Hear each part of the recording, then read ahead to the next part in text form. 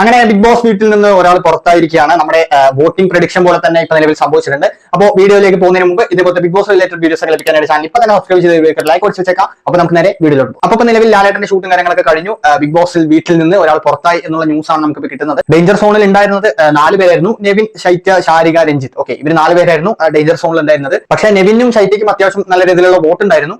ഏറ്റവും ഡേഞ്ചർ സോണിൽ നിന്നത്, അതായത് പോവാൻ ഏറ്റവും കൂടുതൽ സാധ്യതയുണ്ടായിരുന്നു, നമ്മൾ ആ ഒരു വീഡിയോയിലും പറഞ്ഞിട്ടുണ്ടായിരുന്നു, ഒന്നില്ലെങ്കിൽ രഞ്ജിത്തോ ശാരികയോ ആയിരിക്കും ഈ ഒരു വീക്ക് എവിക്റ്റായി പോവാ എന്ന്. അപ്പോൾ ആ 2 പേരിലെ ഒരാൾ അങ്ങനെ പുറത്തായിരിക്കുകയാണ്. വേറെ ആരുമല്ല, രഞ്ജിത്താണ് ഇപ്രാവശ്യം ബിഗ് ബോസിൽ നിന്ന് എവിക്റ്റ് ആയിരിക്കുന്നത് എന്ന ന്യൂസാണ് നമുക്കിപ്പോൾ കിട്ടുന്നത്. അപ്പോൾ ഫസ്റ്റ് വീക്കിലെ ഒരാളെ എവിക്റ്റ് ചെയ്തിരിക്കുകയാണ്. ഞാൻ വിചാരിച്ചു ആരും എവിക്റ്റ് ചെയ്യാതെ ഒരു അവസരം കൂടി കൊടുക്കുമെന്ന് വിചാരിച്ചു. പക്ഷെ ഒരാളെ എവിക്റ്റ് ചെയ്തു, അതായത് രഞ്ജിത്തിനെ ബിഗ് ബോസിൽ നിന്ന് എവിക്റ്റ് ചെയ്തു എന്നാണ് നമുക്ക് അറിയാൻ സാധിക്കുന്നത്. അപ്പോൾ എന്തായാലും നമുക്ക് എപ്പിസോഡ് വരുന്ന സമയത്ത് കൂടുതൽ കാര്യങ്ങൾ അറിയാനായിട്ട് സാധിക്കും. ഇന്നൊരു എവിക്ഷൻ, മറ്റൊരു എവിക്ഷൻ ഉണ്ടാവാനുള്ള സാധ്യതയില്ല. കാരണം ഫസ്റ്റ് വീക്ക് തന്നെ 2 പേരെയൊന്നും വിടില്ല എന്ന് വിശ്വസിക്കുന്നു.